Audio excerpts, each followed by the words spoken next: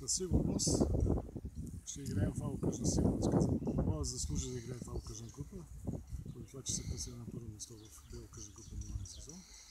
Подали сме документи до Планински футболен съюз, гарантирали сме финансова спечелност, при възможност да ме включат в югоизточна В група. Да се надявам, че нашата молба, имайки предвид, че тази година не се спазваха никакви правилници в българския футбол.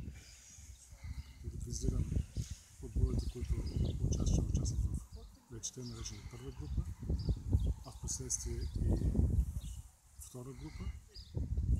Всички ние сме така с надежда, че нашата молба ще бъде удовлетворена от присъстващите органи в футболния съюз.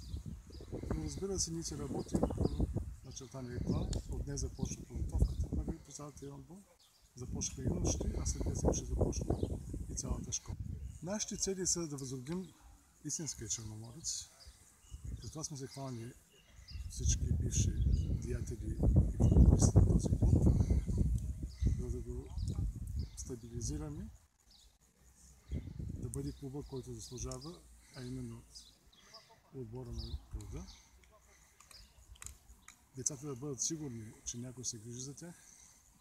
Затова от тази година ще имаме около 150 участници в нашата школа. Ще имаме гарнитури във всички възрасти. Надявам се с подкрепата на цялата бургаска общественост, защото много хора ги боли и не са безразлични към символа на Бургас Черноморец.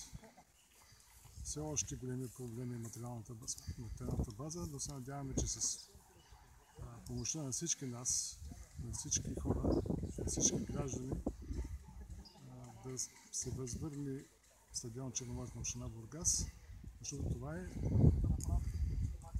спорно съоръжение на този град, това е бъдещето на тези деца.